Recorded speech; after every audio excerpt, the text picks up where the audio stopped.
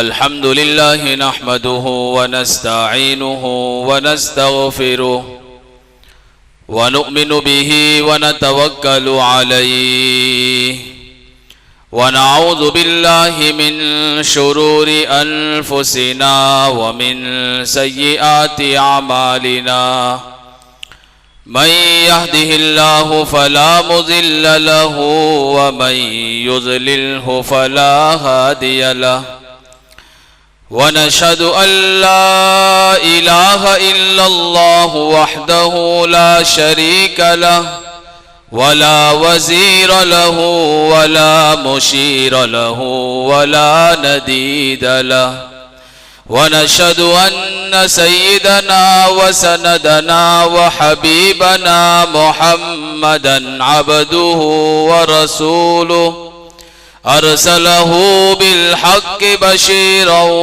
व नदीरा व दाइयन इलल्लाहि बिइज़निहि व सिराजम मुनीरा। अम्मा बादु फ़क़द क़ाल अल्लाहु तबारक व तआला फ़ी किताबिहिल मजीद वल फ़ुरक़ानिल हमीद। अऊज़ु बिल्लाहि मिनश शैतानिर रजीम बिस्मिल्लाहिर रहमानिर रहीम। वलिल्लाहि अलन नासि हिज्जुल बैति मन इस्तताअ इलैहि सबीला वमन कफर फ़इन्नल्लाह गनिय्युन अनिल आलमीन। वक़ाल नबी सल्लल्लाहु अलैहि वसल्लम मन हज्ज लिल्लाह फलम यरफुस वलम यफसुक रजअ कयौमिन वलदतहु उम्मुहु औ कमा क़ाल नबी सल्लल्लाहु अलैहि वसल्लम। सदक़ल्लाहुल अज़ीम व सदक़ रसूलुहुन नबियुल करीम व नहनु अला ज़ालिका लमिनश शाहिदीन वश्शाकिरीन वल्हम्दुलिल्लाहि रब्बिल आलमीन।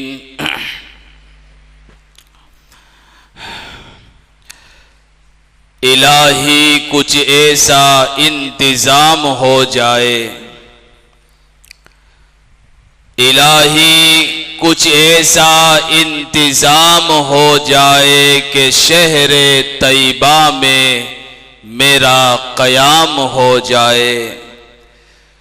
ठहर के सामने रोज़े के हो दुरूदो सलाम, यूं सारी उम्र ही मेरी तमाम हो जाए। नबी की रूह को हासिल तस्कीन हो जाए, ए काश मुझसे ऐसा कोई काम हो जाए। मुझको भी हासिल ये खुश नसीबी हो जाए कि उनके आशिकों में मेरा भी नाम हो जाए। शफाअत उनकी हस्सान है उन्हीं लोगों के लिए, शफाअत उनकी हस्सान है उन्हीं लोगों के लिए जो सच्चे दिल से नबी का गुलाम हो जाए। अल्लाह जल्ल जलालुहु व अम्मा नवालुहु ने बाज जगहों को ऐसा आला अरफा और ऊंचा मकाम अता फरमाया है कि वहां जाकर मामूली सा अमल भी आला अमल बन जाता है, ऊंचा अमल बन जाता है, बड़ा अमल बन जाता है। नमाज ही को ले लीजिए, नबी अकरम सल्लल्लाहु अलैहि वसल्लम का इरशाद है कि एक नमाज तू अपने घर में पढ़े तो एक नमाज का सवाब, वही नमाज महल्ले की मस्जिद में अदा करे तो 25 गुना नमाजों का सवाब, और वही नमाज जामे मस्जिद में आकर पढ़े तो 500 गुना सवाब मिलेगा, और वही नमाज मस्जिद अक्सा मस्जिद नबवी में अदा की जाए तो 50,000 नमाजों का सवाब मिलेगा, और वही नमाज अगर मस्जिद हराम में अदा की जाए तो एक नमाज का सवाब 1,00,000 नमाजों के बराबर मिलेगा। एक नमाज घर में अदा की, लेकिन एक नमाज का सवाब, वही नमाज आला अरफा और ऊंचे मकाम में जाकर अदा की तो उस नमाज का सवाब 1,00,000 नमाजों के बराबर हो गया। खुशनसीब है वो लोग जो साले गुज़श्ता यानी इस्लामी महीने के एतबार से साले गुज़श्ता मस्जिद हराम में जाकर कई नमाजें अदा करके लाखों नहीं करोड़ों नेकियों के मालिक हैं, और हमारी अभी इस मस्जिद में मौजूद है जो इस साल हज करके आए। इन्होंने कई नमाजें मस्जिद हराम में अदा की कि जहां एक नमाज का सवाब 1,00,000 के बराबर है, और ऐसी कितनी नमाजें इन्होंने मस्जिद हराम में अदा करके करोड़ों नेकियों के वो मालिक बन बैठे हैं। इसलिए मैं कहूंगा मुबारक हैं वो हाथ जिन्होंने बैतुल्लाह की दीवार को छुआ, मुबारक हैं वो आंखें जिन्होंने बैतुल्लाह के नजारे किए। इसलिए कि आकाए दो जहां ने यूं फरमाया अन-नज़्रु इलल काबति इबादतुन, के बैतुल्लाह को देखना ये इबादत है। मुबारक है वो सीना जो कभी गिलाफे काबा से चिमटा, कभी जो है मुल्तज़म पर जाकर चिमटा। मुबारक है वो पांव जो बैतुल्लाह के मताब में चले और फिरे। मुबारक है वो होठ जिन्होंने हजर अस्वद का बोसा लिया। मुबारक है वो हाथ जो हजर अस्वद के इस्तिलाम के लिए उठे, और मुबारक है वो हाथ जो बैतुल्लाह के सामने रब की बारगाह में दुआ के लिए उठे। जो चीज भी वहां चली गई वो मुबारक है, बाबरकत है, काबिल ताज़ीम है, काबिल तारीफ है। इसलिए हमें अपनी खुशनसीबी समझना चाहिए कि अल्लाह ताला ने वहां ले जाकर हमारे पूरे जिस्म को मुबारक बना दिया। इसलिए मैं और हम सब दुआ करें कि इलाही हमें भी और उम्मत के एक फर्द को बैतुल्लाह के दीदार से रौज़े पाक सल्लल्लाहु अलैहि वसल्लम के मकी की खिदमत में हाजिर होकर दुरूद और सलाम का नजराना बार बार पेश करने की तौफीक अता फरमाए। आमीन या रब्बल आलमीन। वरना बैतुल्लाह में कितनी कशिश है, ये तो वहां जाकर उसका दीदार करके उसके नजारों से लुत्फ उठाकर ही आदमी महसूस कर सकता है कि मैं कहां था और अब कहां हूं, मैं क्या था और अब क्या हूं। यह तो वहां जाने वाला इंसान ही समझ सकता है। और मैं क्या तारीफ करूं अपने समाज के हादियों की। मुबारक है आप कि आपकी आंखों ने बैतुल्लाह का दीदार किया। मुबारक है आपके हाथ कि जिन्होंने बैतुल्लाह को छुआ, गिलाबे काबा को पकड़ा। मुबारक है आपका पूरा वजूद जो जिनको ये खुश नसीबी हासिल हुई कि हतीम में जाकर नमाज अदा की। और आप काबिल तारीफ क्यों न हो जबकि आपने दुनिया की सबसे पहली मस्जिद में जाकर नमाज अदा की। मुबारक है आप कि आपने वहां जाकर बैतुल्लाह का तवाफ किया, हजर अस्वद का इस्तिलाम किया, मकाम इब्राहिम पर खड़े होकर आपने दोगाना नमाज अदा की जो इब्राहिम अलैहिस्सलातु वस्सलाम के आसार में से है। मुबारक है आपने माए जमजम को पिया जिसके बारे में आकाए दो जहां ने यूं फरमाया माउ जमजमा लिमा शुरिब लहू, के माए जमजम जिस नियत के लिए पिया किया जाए अल्लाह उसे पूरा कर देते हैं। मुबारक हैं आप, आपने सफा मरवा के दरमियान सही की, सुन्नत हाजरा को जिंदा किया, कभी सुन्नत इब्राहिम को जिंदा किया, कभी सुन्नत इस्माइल को जिंदा किया। प्यारे आका सल्लल्लाहु अलैहि वसल्लम की दुआएं आपके दस्त बदस्त चल रही थी, आपके कदम ब कदम और शाना बशाना चल रही थी। इसलिए आप मुबारक हैं, काबिल तारीफ हैं। बस अब हमें हमारा फर्ज ये बनता है कि इन तमाम चीजों को वक्तन फवक्तन हम उसे याद करें और उस जिंदगी को याद करके आगे आने वाली जिंदगी को वैसी बनाने की फिक्र करें। मैं और आप अगर चाहते हैं और उम्मत का वो तबका जो साहिब अमवाल है, साहिब निसाब है, साहिब सरवत और माल है, अल्लाह ताला ने एक मौका फिर से हाजियों की वापसी के साथ इन्हें फिर दे दिया है। अगर आपके पास इस्तिताअत है, ताकत है कि आप बैतुल्लाह का दीदार कर सकते हैं, घर का खर्चा उठा सकते हैं, सफर का खर्चा उठा सकते हैं, तो इस साल यानी 2024 के हज का सिलसिला फॉर्म भरने का जारी और सारी 7 तारीख से शुरू होकर 31 दिसंबर के रात के 12 बजे तक ये चलेगा। लिहाजा अगर कोई साहिब निसाब है तो उनको चाहिए कि जल्द अज जल्द हज का फार्म भर दे। मौत का कोई भरोसा नहीं, कब्रिस्तान का चक्कर लगाइए, आपको ऐसी कब्रें मिलेंगी जो लोगों से कह रहे थे अभी तो बहुत उम्र पड़ी है, अभी मेरी जवानी नहीं फूटी, कल से नमाज पढ़ेंगे, पैसा बहुत है, दूर से चले जाएंगे। बैतुल्लाह दूर ही कितना है, लेकिन वक्त नहीं आया।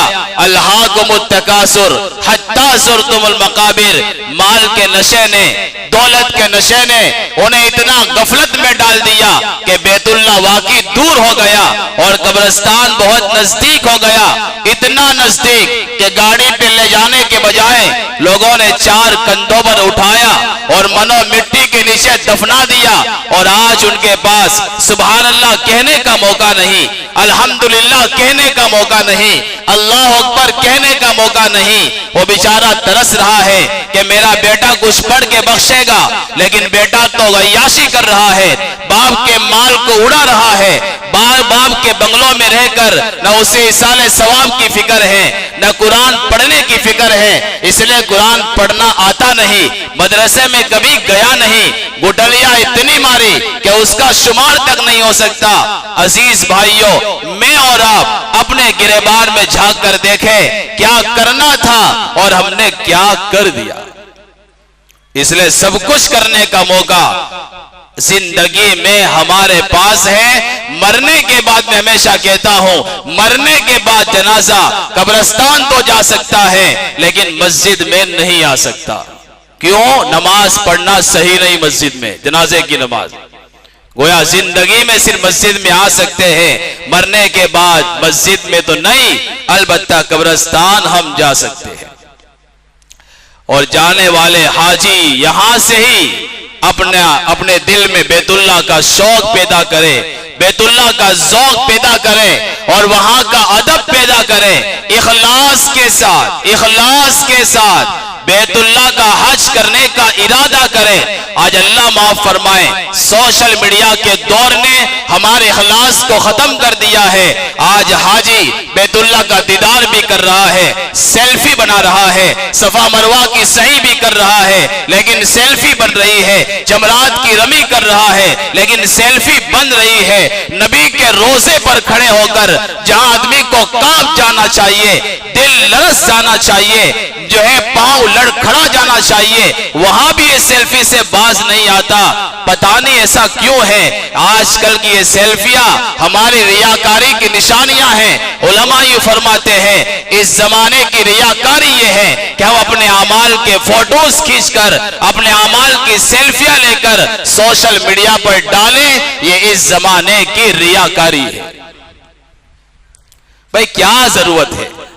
रोजाना लाइव टेलीकास्ट होता है, फजर की नमाज का भी होता है, जोहर की नमाज, असर, मगरिब, ईशा, हर रुकन का टेलीकास्ट वहां की हुकूमत करती है। फिर हमें वीडियोस बनाने की क्या जरूरत है? हाँ, कोई तारीख का जानने वाला हो, हिस्ट्री का जानने वाला हो कि वो दिखा रहा हो अपना फोटो न लाकर कि ये ताइफ का मैदान है, यहां से नबी को पहला पत्थर मारा गया था, ताकि लोगों को जो है आसानियां हो, लोगों के लिए तालीम की चीज हो तो उसको इजाजत है। लेकिन न मुझे और आपको तालीम की कोई अहमियत नहीं, हिस्ट्री का कोई पता नहीं, तारीख कोई मालूम नहीं, लेकिन जो है टेलीग्राम पर डालने के लिए, इंस्टाग्राम पर डालने के लिए, फेसबुक की आईडी पर जो है अपने फोटोज अपलोड करने के लिए ये सारे हथकंडे हम कर जाते हैं।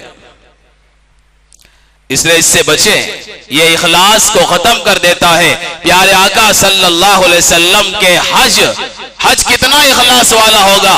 फिर भी अल्लाह के रसूल ने अल्लाह के दरबार में हाथ उठाए और अल्लाह से दुआ मांगी, अल्लाहुम्मा हज्जतन ला रिया फीहा वला सुमअत फीहा औ कमा क़ाल नबी सल्लल्लाहु अलैहि वसल्लम। ए अल्लाह, मेरा हज ऐसा बना कि उसमें रियाकारी न हो, उसमें शोहरत न हो, उसमें दिखलावा न हो। ये अल्लाह के रसूल ने जो है दुआ मांगी। लिहाजा उलमा ने यहां तक लिखा है कि साल तक अपनी सेल्फियों को महफूज रखना, सेव करके रखना और वक्तन फवक्तन स्टेटस पर रखना, फेसबुक की आईडी पर रखना या उसकी डीपी पर रखना, यह भी रियाकारी में दाखिल है, बल्कि रखना ही नहीं चाहिए। जो हाजी हज करके आए हैं उनसे भी दरखास्त है, जब मसला मालूम हो गया, बात खुलकर सामने आ गई कि ये सब बातें गलत है, तो ऐसे वीडियोस को डिलीट कर देना चाहिए, क्योंकि हमारे पास रखना ये गुनाह के जारी रहने का सबब है। आदमी क्यों रखता है? ताकि लोग ये समझे कि यह हाजी है। जिंदगी में एक मर्तबा हज होता है, वो भी हमारा इखलास के साथ होना चाहिए। कहीं ऐसा न हो कि अल्लाह ताला जो है उस हज करने के बाद भी हमें महरूम कर दे।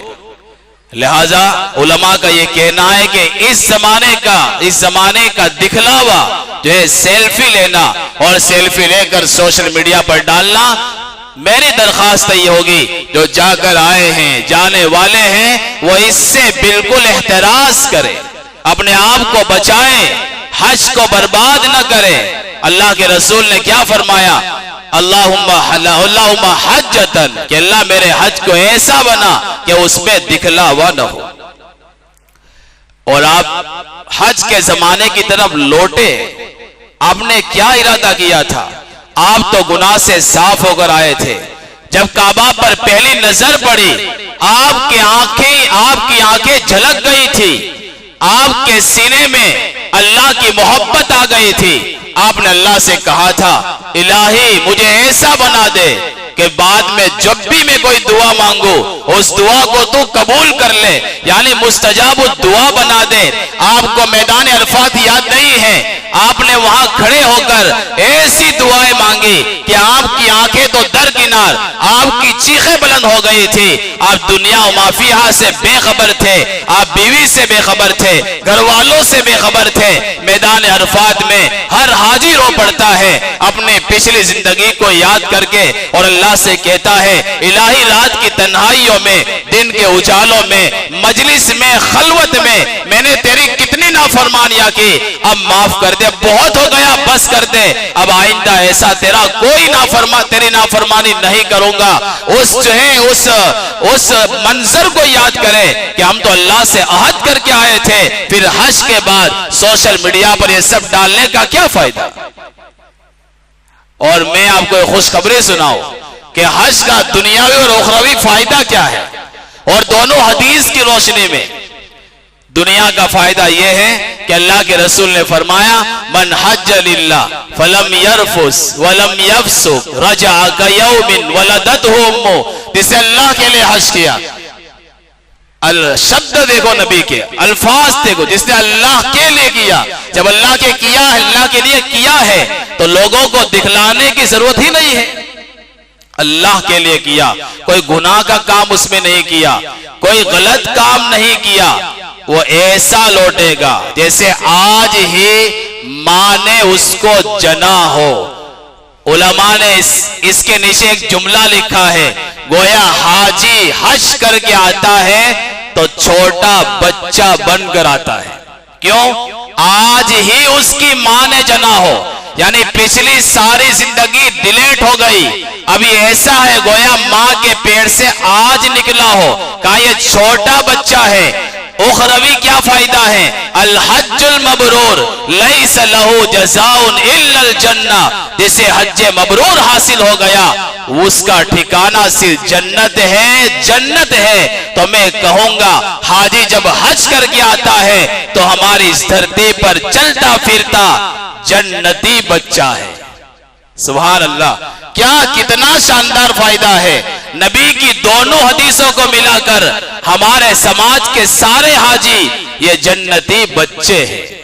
उखरवी फायदा जन्नत का और दुनियावी फायदा बच्चा बनने का, गोया जन्नती बच्चा है। अब जब जिंदगी अल्लाह ने नहीं दी है तो हम पिछली जिंदगी से तौबा करें और आइंदा जिंदगी को सही गुजारने की जो है कोशिश करें कि कम से कम जो फर्ज नमाजें हैं वो हमारी छूटने ना पाए।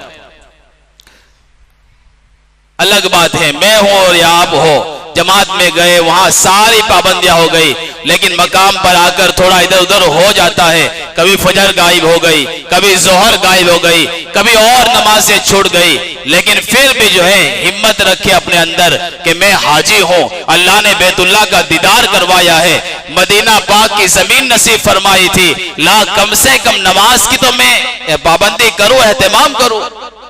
लिहाजा कोई भी नमाज हमारी छूटनी नहीं चाहिए। आप अल्लाह के वफ्द हो, मुहर्रम के खत्म तक हाजी की दुआएं कबूल होती है। इतना शरफ अल्लाह के नबी ने इस हाजी को बख्शा है, अल्लाह ताला ने इस हाजी को बख्शा है कि आपकी दुआएं कबूल होती हैं और इसका यकीन भी होना चाहिए। ला तो इस महीने से फायदा उठाए, उम्मत के लिए जब रोए और धोएं। लिहाजा हाजी की जिंदगी ऐसी होनी चाहिए कि बिल्कुल साफ और सुथरी। इससे उलमा ने फरमाया हज मबरूर की निशानी यह है कि हज से पहले जो जिंदगी थी हज के बाद की जिंदगी उससे बिल्कुल अलग हो। हज से पहले गीबत की आदत थी, अब वो नहीं होना चाहिए। चुगली की आदत थी, अब वो नहीं होना चाहिए। झूठ बोलने की आदत थी, अब वो नहीं होना चाहिए। हज से पहले बहन का हक मार दिया था, आकर फौरन अदा करे। किसी की जमीन पर नाजायज कब्जा किया था, आकर फौरन अदा कर दे। तिजारत में झूठ बोलता था, अमानतदारी के खिलाफ काम करता था, गोया खयानत का जो है आदी था। इन सारी चीजों को छोड़ देना चाहिए। गोया हाजी के किरदार से, गुफ्तार से, उसके उठने बैठने से, उसके चाल चलन से, उसकी वज़ाकता से, हर चीज से इस्लाम का शिआर टपकना चाहिए। और हाजी का लिबास भी इस्लामी हो, उसका लिबास भी सफेद हो, सफेद टोपी हो, सफेद कुर्ता हो, सफेद इजारी हो, लगे कि बैतुल्लाह का दीदार करके आया है। लिबास बदल देना चाहिए। जब एक पुलिस वाला अपने यूनिफॉर्म में होता है, जो है सर पर टोपी है और लिबास जो है बदन पर यूनिफॉर्म है, हाथ में डंडा या बंदूक है और पांव में जूते हैं, किसी बच्चे को समझाने की जरूरत नहीं पड़ती। बच्चा कहता है अम्मा जान सामने पुलिस वाला आ रहा है। हाजी की पहचान भी यही होना चाहिए, उसके चेहरे को देखकर आवाज आनी चाहिए यकीनन ये कोई हाजी साहब है। चेहरा नबी की सुन्नत से सजा हुआ हो, पेशानी पर सद्दों के निशान हो, टखनों के ऊपर जो है और घट्टे जो है सूज गए हो। ये सारी निशानियां हैं जाहिरी, बातिनी तो अल्लाह ताला ही जानता है, लेकिन कम से कम जाहिरी हुलिया तो हमारा सही होना चाहिए कि भाई ये हज करके आया है।